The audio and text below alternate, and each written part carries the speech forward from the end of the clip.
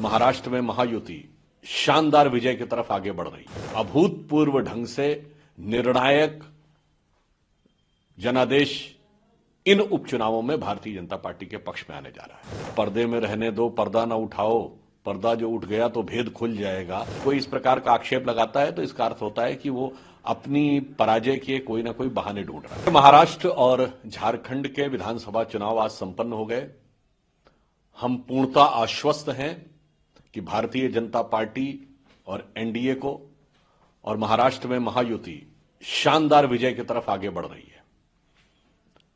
और जो अन्य उपचुनाव थे उनमें भी भारतीय जनता पार्टी शानदार प्रदर्शन कर रही है। उत्तर प्रदेश की जिन 9 सीटों पे चुनाव है, हम यह विश्वास के साथ कह सकते हैं कि मतदान के बाद जो जानकारियां मिली हैं, सभी कयासों से कहीं आगे जाते हुए अभूतपूर्व ढंग से निर्णायक जनादेश इन उपचुनावों में भारतीय जनता पार्टी के पक्ष में आने जा रहा है। प्रमुख अखिलेश यादव ने भी कई उस पर सवाल खड़े किए।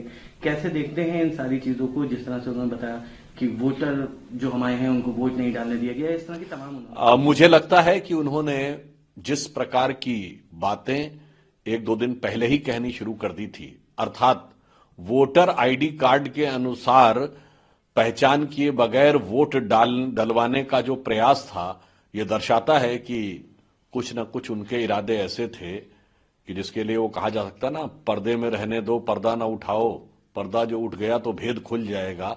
तो मुझे लगता है कि शायद उन्हें भेद पहले ही समझ में आ गया था कि उनको अपनी करारी हार दिखाई पड़ रही थी, तो शायद वो शिकस्त की पेशबंदी करने में लग गए थे। और जो समाजवादी पार्टी के आरोप है, मुझे यही प्रतीत होता है कि वो अपनी करारी शिकस्त की पेशबंदी कर रहे हैं या अवश्यंभावी हार की पूर्व पीठिका बना रहे हैं। चुनाव आयोग ने बहुत सतर्कता से और प्रभावी ढंग से कार्रवाई की है। समझिए, महाराष्ट्र और झारखंड में 1000 करोड़ रुपए तक के चीजें बरामद की गई हैं। ये अपने आप में इस बात का प्रमाण है और सभी लोगों की जांच हुई है।